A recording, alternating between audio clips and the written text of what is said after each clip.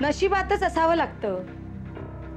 माझी आत्या नेहमी म्हणायची, सौंदर्या सौंदर्या, ती मला लाडाने म्हणायची. सौंदर्याच्या नशिबातच लक्ष्मी आहे. आता इथे तुमच्या महालात तुमच्या समोर बक्षीस घ्यायला उभं राहिले तेव्हा मला तिचं बोलणं पटलं. तुम्ही कॅशच देणार आहात ना? सौंदर्या, लक्ष्मी मिळवण्यासाठी समोरच्या व्यक्तीला खोटी इन्फॉर्मेशन द्यायला सुद्धा मागे पुढे बघू नका, असाही सल्ला दिला वाटतं तुमच्या आत्याने तुम्हाला. खोटी इन्फॉर्मेशन? हो, खोटी इन्फॉर्मेशन. आम्हाला वाटलं तुम्ही आमचं काम कराल म्हणून तुम्हाला राजेश शिर्केंच्या महालात प्रवेश दिला. अशीच जर तुम्ही खोटी इन्फॉर्मेशन आम्हाला देणार असाल तर पहिले श्रावणीची शपथ घेऊन सांगते, देवयानीच्या तोंडून बाहेर पडलेली हरी काकांबद्दलची माहिती मी जशीच्या तशी तुम्हाला सांगितली होती. आता काल रात्रीच घ्या ना, हरी काकांनी सांगितल्याप्रमाणे त्या दोन माणसांची चित्र हुबेहूब काढली गेली असं देवयानीनेच रात्री घरी सांगितलं. स्केच काढलं कुठे? हरी काकांना त्याच्या घरी आहे ना अर्जुन दीक्षितच्या घरी. तुम्ही जी माहिती आम्हाला सांगितली त्याप्रमाणे आमच्या माणसांनी जिथे जिथे जाऊन त्यांचा शोध घेतला पण ते कुठेही सापडले नाहीत, अगदी त्यांच्या गावी सुद्धा. आता तरी खरं सांगा. पण हरी काका गावी जाऊच शकत नाहीत. म्हणजे मग आहेत कुठे? आम्ही तुम्हाला हरी काकांचा पत्ता सांगण्याचं बक्षीस देणार होतो. म्हणजे तुम्ही आता बक्षीस देणार नाही? आम्हाला हरी काका कुठे आहेत ते फक्त खरं खरं सांगा. मला असं वाटतंय देवयानी आणि अर्जुनने त्यांना दुसरीकडे कुठेतरी दडवून ठेवलं असेल. ही देवयानी ना जळते माझ्यावर. मी श्रीमंत झालेली तिला कसं बघवेल? तुमच्या या फालतू घरगुती गोष्टींमध्ये आम्हाला अजिबात इंटरेस्ट नाहीये. यापुढे हरी काकांबद्दल खरी इन्फॉर्मेशन देणार असाल आणि माहिती असेल तरच या महालामध्ये पाऊल टाका, नाहीतर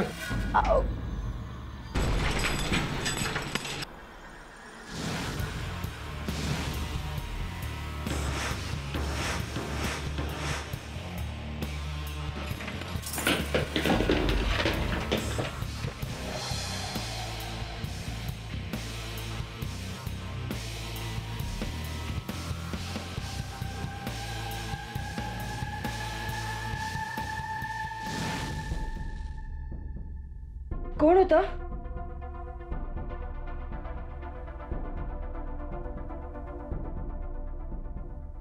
मला वाटतं आपण अशा ठिकाणी भेटूया की जिथे आपल्याला कोणी बघणार नाही.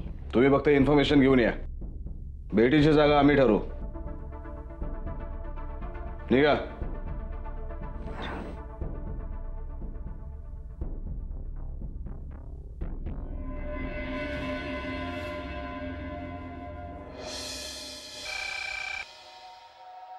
हॅलो. हॅलो, देवयानी आहे का? हां, मी देवयानीच बोलतेय. देवयानी, मी प्रियदर्शनी बोलतेय. काय झालं? तुमचा आवाज असा घाबरल्यासारखा काय येतोय?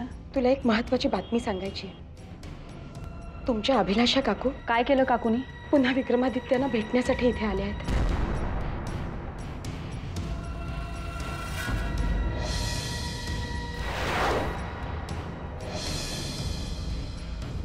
हो, मी बघते.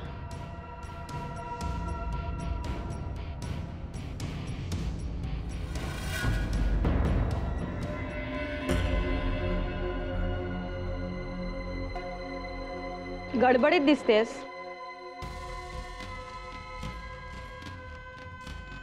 देवयानी, तू इथे काय करतेस?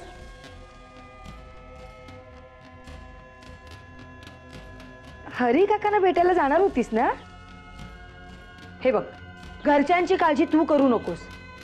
तू हरी काकांकडे लक्ष दे. त्यांच्याचमुळे तर आपल्या बाबांची सुटका होणार आहे ना?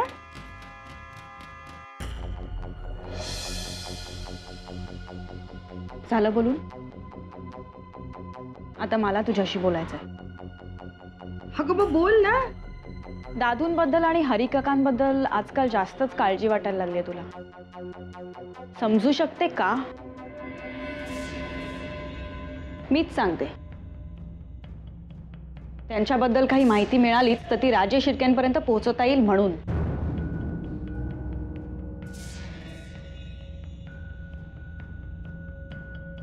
देवयानी, अगं काय बोलतेस तू? तुझं तुला तरी कळतंय का? तुझा सगळा पराक्रम मला कळलेला आहे. नाटकं करू नकोस.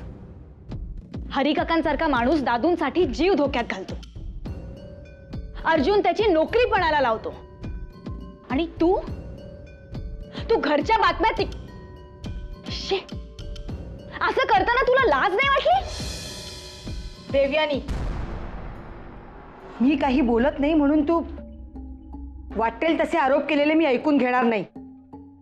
समजलं ना?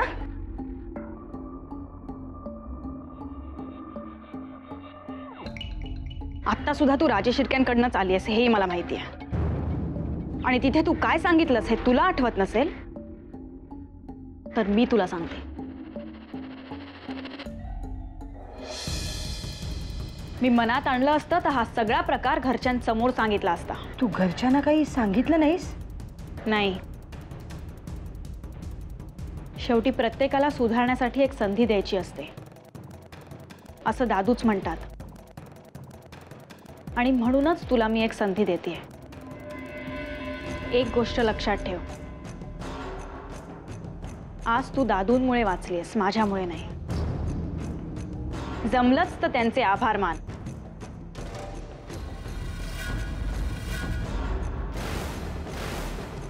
पास झालं.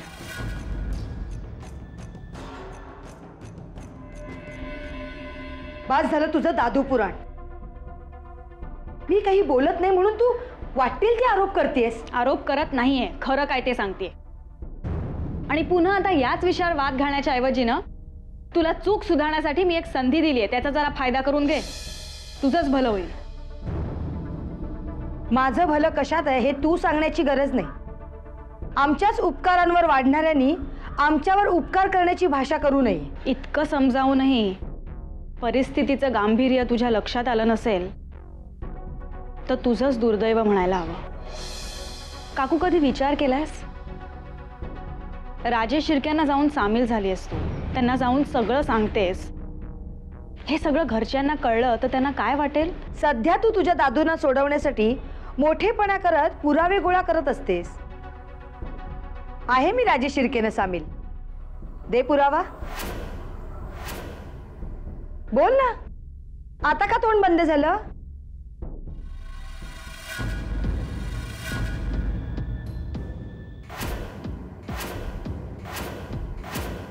मगातपासून अगदी मोठमोठ्याने आरोप करत होतीस ते बोल.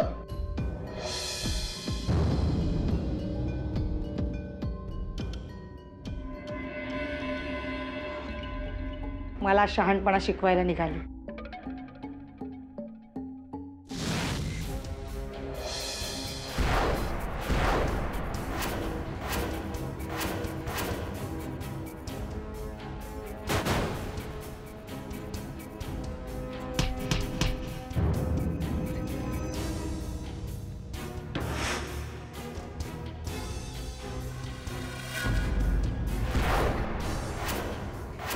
मला लाज वाटते तुझी. यापुढे आयुष्यात कधीही मला तुझं तोंड बघायची सुद्धा इच्छा नाहीये.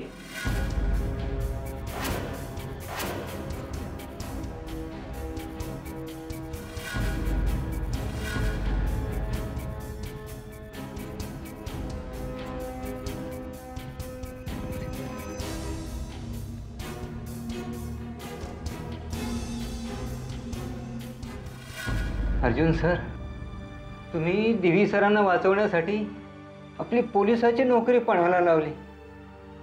खरोखर अभिमान वाटतो तुमचा. हरी काका, अहो तुम्ही टीव्ही सरांसाठी स्वतःचा जीव धोक्यात घालायला तयार झालात. याच्यासमोर माझी नोकरी काहीच नाही. ते फार तर मला सस्पेंड करू शकतील, पण तुमचा किंवा माझा पराभव नाही करू शकणार.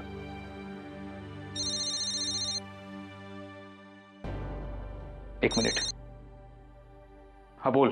अर्जुन, यार तुला सस्पेंड केलं समजलं, खूप वाईट वाटलं यार.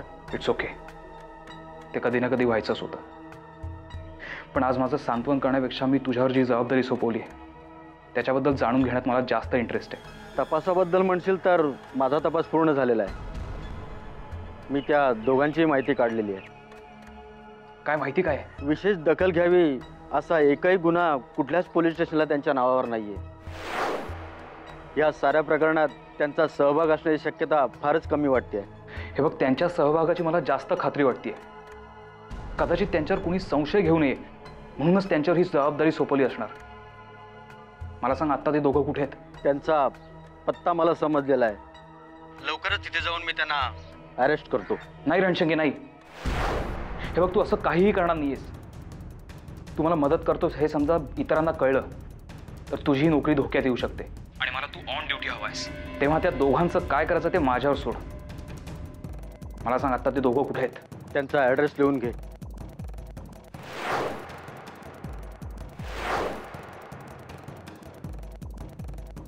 थँक्स रणशंके, तू माझं खूप मोठं काम केलंयस. चल, ठेवतो फोन. बाय. हरी काका, मी म्हटलं होतं ना, आपल्याला कोणीच पराभूत नाही करू शकत. कोदा काकू, या लढाईत मी एवढी हताश कधीच झाले नव्हते. पण एवढी हताश का झालीस तू? मी अशी तुला पहिल्यांदाच पाहते. काकू, दादू काय म्हणतात माहितीये? लढाई करताना लढाई करणाऱ्या माणसाचा तलवारीच्या पात्यापेक्षा तलवारीच्या मुठीवर जास्त भरोसा असतो. इथे तर तलवारीची मुठच हातातून निसटून चालली. मग लढायचं कसं? कोड्यात टाकल्यासारखं बोलू नकोस, मला समजत नाहीये. सांगायचं नसेल तर हरकत नाही, पण तू अशी उदास राहू नकोस ग. तुला असं पाहिलं ना की मला दामूची जास्त काळजी वाटते. निदान माझ्यासाठी तरी तुझी हताश होऊ नकोस. कोदा काकू, तू आमच्यावर एवढी माया का करतेस? दादूंची जेलमधनं सुटका व्हावी म्हणून अर्जुन त्याची नोकरीही पणाला लावून बसलाय. हरिकाका तर दादूंसाठी जीव द्यायलाही तयार झाले. एका बाजूला दादूंसाठी तीळ तीळ तुटणारी ही माणसं आणि दुसऱ्या बाजूला दादूंची कधीच सुटका होऊ नये म्हणून झगडणारी आमची. अगं बाई, कुणाबद्दल बोलतेस तू? अभिलाषाबद्दल.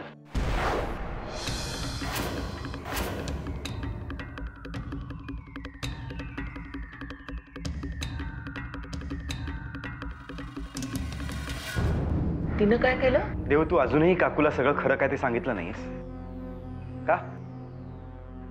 अजूनही तुला त्या बाईला पाठीशी घालावंसं वाटतंय? बाईला म्हणजे कुणाबद्दल बोलताय तुम्ही? काकू, आम्ही अभिलाषाबद्दलच बोलतोय. अभिलाषा देशमुख, माझी बायको. अगं, इथे आपण दादूंना पोलीस कस्टडीमधून सोडवण्यासाठी जीवाचं रान करतोय आणि तिथे ते कधीच बाहेर येऊ नयेत म्हणून राजेश शिर्केनं आपल्या घरातल्या बातम्या पुरवते. मग काकू, आता तूच सांग ना, या अशा बाईच्या मी कानाखाली का मारू नये? काका, अरे काय बडबडतोयस तू? हेच तर चुकलं ना माझं देऊ. आजवर मी फक्त बडबड करत राहिलो कारण समोरच्या माणसामध्ये समजूतदारपणा असतो असा माझा भ्रम होता. आज अभिलाषाच्या बाबतीत तो भ्रम तुटला आणि म्हणूनच तिच्या कानाखाली मारताना माझा हात थरथरला नाही. तू अभिलाषावर हात उगारलास? काका, तू असं नको करायला हवं होतंस. अरे काही झालं तरी शेवटी ती आपली कोणीतरी होती असं समजायचं देव. कारण स्वतःच्या घरच्यांच्याच विरोधात कारस्थानं करणाऱ्या आशाबाईसोबत मी एकत्र राहू शकत नाही. यायचा प्रयत्न करतो. नाही, 2-3 दिवस लागतील. ठीक आहे, ठीक आहे. Okay okay, bye.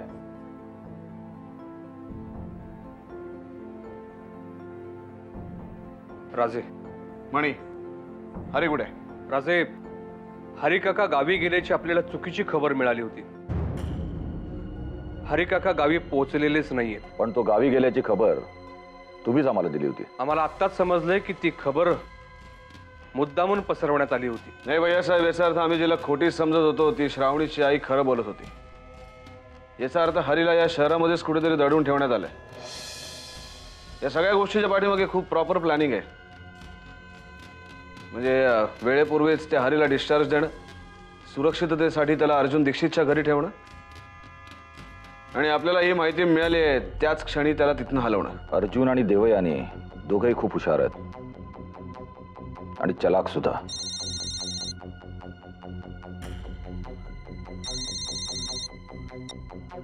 Hello hello, Vikramaditya, अभिलाषा बोलते. आम्ही सांगितलेलं कामाचं काय झालं? इथे एक मोठा प्रॉब्लेम झालाय. हरीचा पत्ता सोडून आम्ही दुसरं काही ऐकण्याच्या मनस्थितीत नाही आहोत. तरीही तुम्हाला ऐकावंच लागेल. हे बघा, हरी काकांबद्दलची माहिती मी तुम्हाला येऊन सांगते. हे आता देवयानीला कळलंय. काय? कसं शक्य आहे? मी सुद्धा याच गोष्टीचा विचार करते. आपल्या दोघांव्यतिरिक्त ही बातमी कुणालाच ठाऊक नव्हती. मी तुमच्या व्यतिरिक्त कुणाशी बोललेही नाही, अगदी श्रावणीजवळ सुद्धा. याचाच अर्थ तुमच्याच घरातल्यांपैकी कुणीतरी ही बातमी देवयानीपर्यंत पोहोचवलेली आहे. ठीक आहे, तुम्ही निश्चिंत राहा, आम्ही बघतो काय करायचं ते. कुणाचा फोन आहे? अभिलाषा देशमुख. ती आपल्याला माहिती देते ही गोष्ट देवयानीला समजली आहे, तेही आपल्याच मालातून. आपल्या मालातून? शक्यच नाही. आम्ही मगापासून याच गोष्टीचा विचार करतो. हरी काका अर्जुनच्या घरी आहे असं अभिलाषाने आपल्याला सांगितलं. मणी तिथे पोचला, पण त्याआधीच हरी काकाला हलवण्यात आलं. या गोष्टीमागचं खरं कारण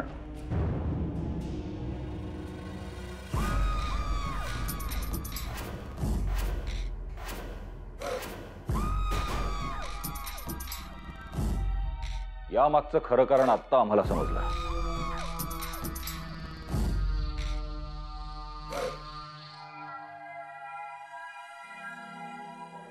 प्रियदर्शनी, प्रियदर्शनी, प्रियदर्शनी, आम्ही तुम्हाला हाक मारली आणि तरी तुम्ही थांबत नाही. तुमची ही हिंमत? तुमच्या बंडखोरीची आम्हाला कल्पना आहे. शेवटी तुम्ही सुद्धा डीवींच्याच शिष्य आहात. पण आजची त्यांची अवस्था बघून सुद्धा जर तुमचे डोळे उघडत नसतील तर तुमचं बंड चिरडायला आम्हाला वेळ लागणार नाही. तुम्हाला सत्याची खूप चाड आहे ना? तुमच्या डीव्ही सरांसारखी सत्य जाणून घेण्यासाठी तुम्ही उपासमारीची वेळ आणली होती. आज आम्ही स्वतः सांगतो, हिम्मत असेल तर ऐका. शाळा आम्हीच पाडली. शाळा पाडण्यासाठी स्फोटकांचा वापरही आम्हीच केला. पण त्या निरागस मुलांना मारण्याचा आमचा अजिबात हेतू नव्हता. स्फोट घडवला त्या ठिकाणी ती मुलं कशी आली ते आजही आम्हाला माहिती नाही. ऐकून झालं समाधान? आता वेळ तुमची आहे प्रियदर्शनी. तुम्हाला खोटं बोलता येत नाही. खरं सांगा, इथल्या बातम्या तुम्हीच देवयानीला देता ना? आणि त्यासाठीच आमचं बोलणं आता तुम्ही चोरून ऐकत होता ना? बोला प्रियदर्शनी, प्रियदर्शनी बोला. खरंच तुम्हाला खोटं बोलता येत नाही ना? मग खरं खरं सांगा. आम्ही तुमचं बोलणं ऐकायला उत्सुक आहोत. वेळ येताच आपल्या सोयीप्रमाणे गप्प बसणं, महालातल्या इकडच्या बातम्या तिकडे करणं, ही सुद्धा जर तुमच्या डीव्ही सरांची शिकवण असेल ना, तर लक्षात ठेवा, या महालात तुमचं तोंड कायमचं बंद करायला आम्हाला वेळ लागणार नाही.